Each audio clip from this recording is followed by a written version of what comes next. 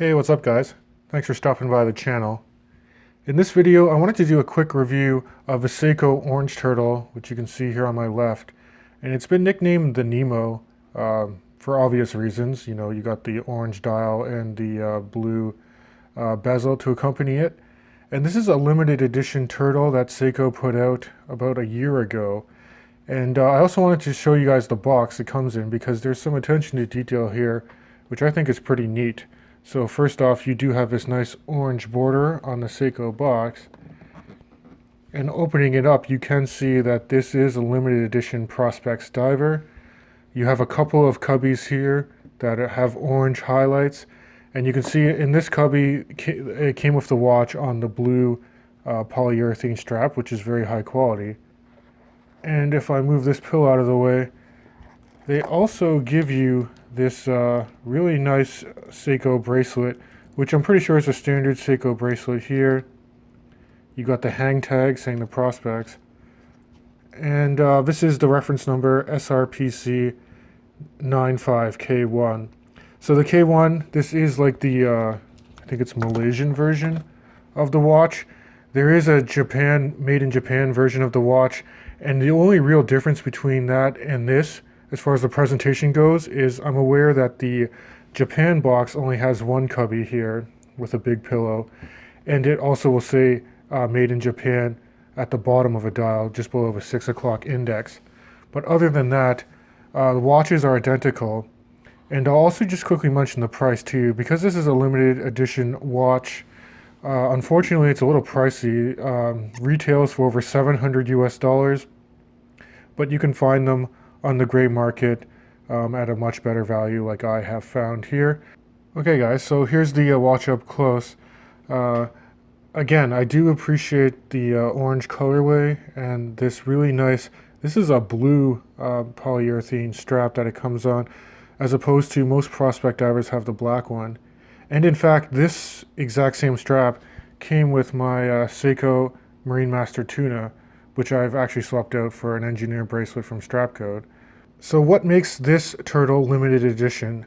There's actually not too much that differentiates it from a normal turtle, other than you do have that orange sunburst dial. You do have a date magnifier, almost like a Cyclops pill that surrounds the day and date complication.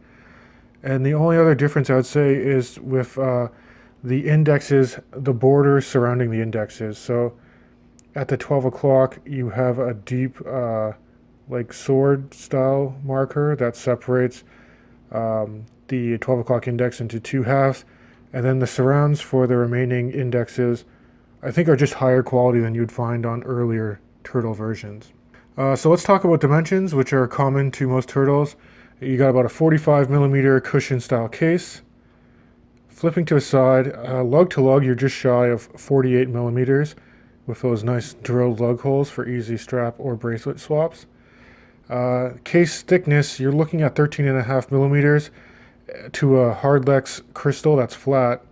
But of course, if you measure at the Cyclops there, it's going to increase the thickness of the watch ever so slightly. And then the lug opening here for this strap is 22 millimeters. So fairly large dimensions, but Seiko does make this watch very wearable on wrist. I think with that cushion style case and the relatively short lug to lug, it'll suit a large number of wrist sizes. So let's move in on the dial and talk about some of the nice aspects of this watch. So as you can see, this watch does have a very nice, almost radial orange sunburst pattern to the dial.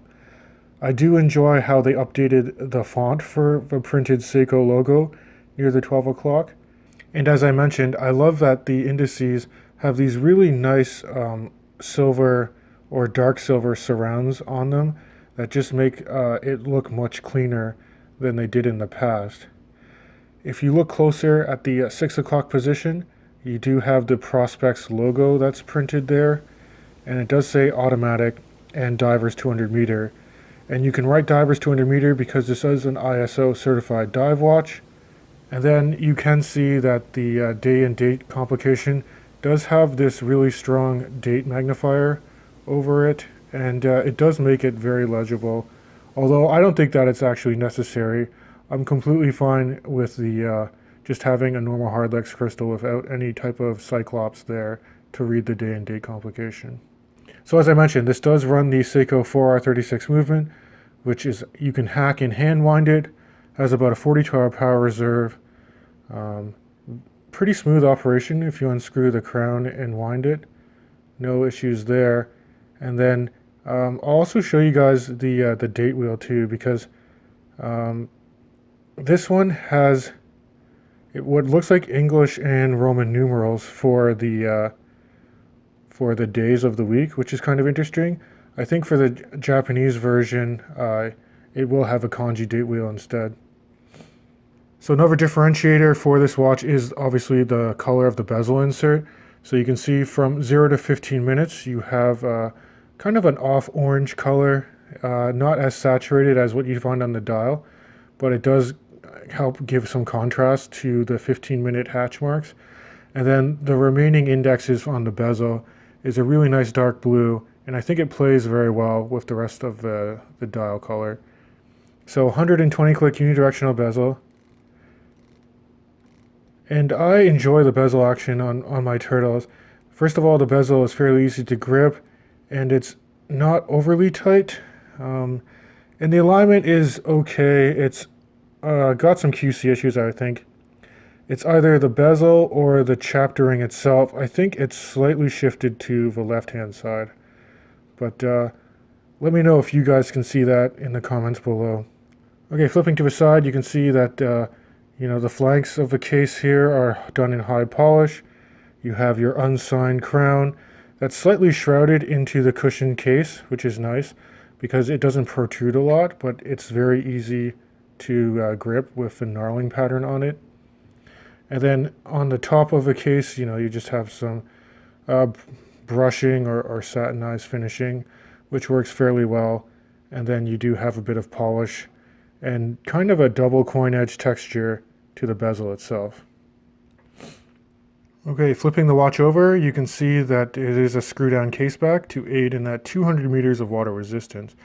You can actually read that this is a limited edition Seiko, although they don't specify exactly how many pieces are in this run to make it limited, but nonetheless you get that there. And then you get the great tsunami wave there, the medallion stamped in the center of the caseback there, which is pretty neat. And again, look at the texture on the underside of this strap. It's extremely supple. The strap is very long, and it's just very nice and easy to get the perfect fit with this strap, I find.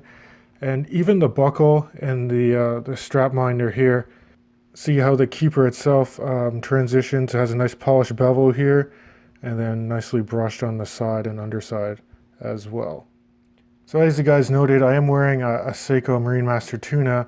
I'm going to take this off and show you a wrist shot of the Nemo turtle, and then I'll close you guys out with a head-to-head lume shot comparison as well. So here's a wrist shot for you guys. As you can see, on my just about 7.5-inch wrist, it wears very comfortably, and even though it does have that 45mm diameter, with the cushion style nature of the case, I do think it will sit well on most wrist sizes. And I really do enjoy it on this blue strap that's provided from Seiko. Okay guys, so here's a low light shot of the Seikos side by side. You can see I do have my Seiko Nemo turtle, and then I have the Marine Master Tuna right beside it to the right of it. And maybe this isn't the fairest comparison because the Tuna just blows away most Seiko offerings, but I do want to highlight that the Nemo turtle does perform very well. The lume may not be as potent, but it's very long lasting, and I think it will work very well in most low light conditions. Okay, so that about wraps up my review of the Nemo turtle. Are there any negative aspects you guys should be aware of?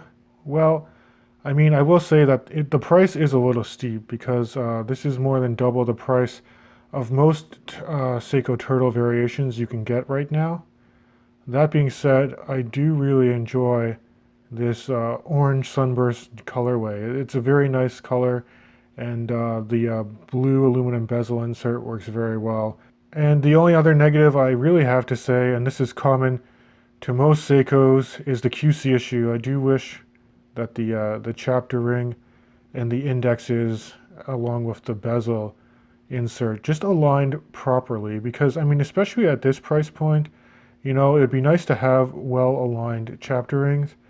And if I can just add to that too, this still is using a hardlex crystal. And if you're paying over $700 US, I would like to see it with a sapphire crystal with some sort of anti-reflective application as well. But guys, I'd love to hear your feedback. Please let me know what you guys think of this piece in the comments below. And as always, I'll catch you guys in the next video.